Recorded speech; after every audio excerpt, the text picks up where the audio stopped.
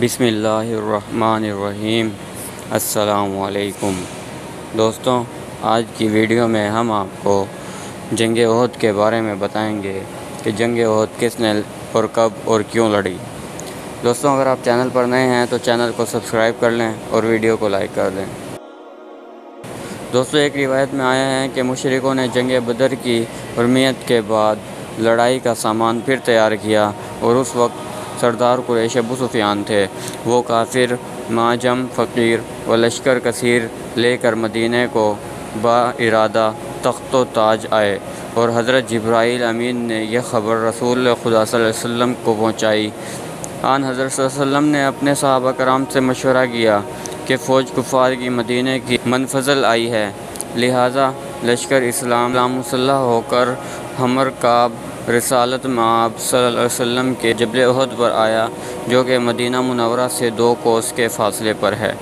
آن حضرت صلی اللہ علیہ وسلم نے عبداللہ بن زبیر کو 70 طن تیر انداز کے اسی کوہ لشکر وغیرہ کی حفاظت کو متعین کیا۔ اتنے میں لشکر دونوں طرف سے صف کشیدہ ہوئے۔ اول تیروں کا مبینہ برسا، پھر شمشیر و خنجر بجلی کی طرح چمکتے اور خون کے دریا بہاتے رہے۔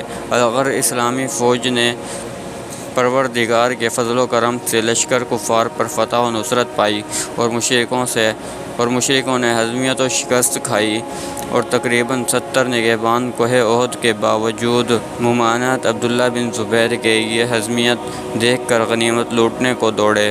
کفار کی فوج موقع کو غنیمت جان کر اس پہاڑ پر پہنچی، اور پھر لشکر اسلام مغلوب ہوا، اور پھر اس مغلوبیت میں 70 آدمی شہید ہوئے اور کچھ زخمی ہوئے۔ آن حضرت صلی اللہ علیہ وسلم کے دندان مبارک بھی اسی جگہ پر ایک پتھر کے ضرب شدید سے شہید ہو گئے، اور آپ کے دہن مبارک سے خون بہا، اور ایک صحابی اپنی پگڑی سے آپ کا لہو مبارک پہنچتے تھے۔ ابلیس لعین نے یہ حال دیکھ کر پہاڑ پر چڑھ کر پکارا کہ اے لوگو، محمد ابن عبداللہ تو مقتول ہو گئے۔ یہ سن کر کافروں نے خوش ہو کر لشکر اسلام پر حملہ کیا۔ اس وقت بہت سے مسلمان مجروح ہوئے اور کتنے ہی شہید ہوئے، اور چند لوگ کو غازی بنے اور بعض بھاگے۔ اصحاب وغیرہ آن حضرت صلی اللہ علیہ وسلم کی خبر گیری کو آئے۔ انہوں نے آ کر دیکھا کہ آپ کا دندان مبارک شہید ہوا ہے۔ اس عرصے میں حضرت حمزہ رضی اللہ تعالیٰ عنہ اور 2 اور اصحاب رضی اللہ تعالیٰ عنہ نے شہادت پائی، اور کافروں نے اپنے ظلم و ستم سے ان کو مسلح کیا، یعنی ناک، کان، ہاتھ پاؤں کاٹے۔ یہ دیکھ کر اصحاب قبادش نے جوش مارا، پھر فوراً اپنی فوج لے کر ٹوٹ پڑے، اور مانند برق کے ان پر گرے، اور نہایت جوشیلے فلک شگاف نعرے مار مار کر کفاروں کو قتل کرنا شروع کر دیا۔ اور حضرت علی شیر خدا نے حضرت حمزہ کی لاش دیکھ کر کہا، اے چچا جان، خدا کے حکم سے 70 آدمیوں کو تمہارے عوض مسلح کروں گا۔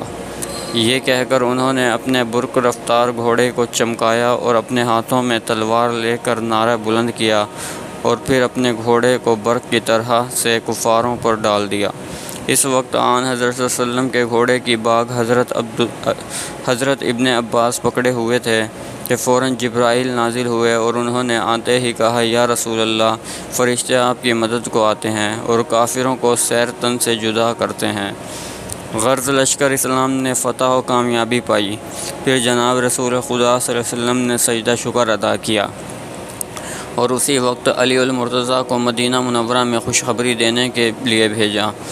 ادھر تمام اہل مدینہ اور اہل بیت آواز بدر سے گھبراتے تھے۔